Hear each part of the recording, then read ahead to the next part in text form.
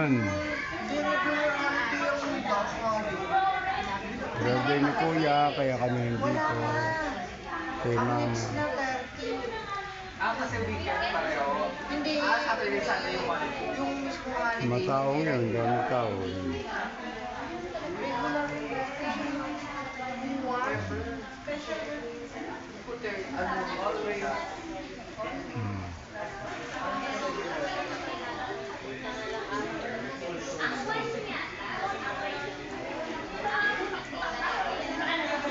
Kaya yung one na regular dati.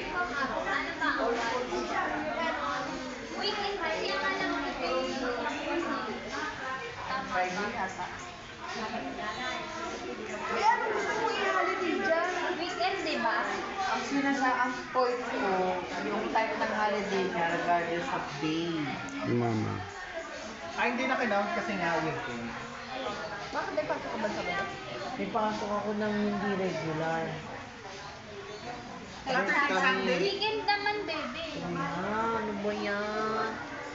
Pag may pasok tapos hindi regular, ay pagka may holiday pero hindi regular, may pasok. Anong rest day Kahit mo? nga Sabado? Wait lang, ito nga. Anong rest day mo? Weekends nga.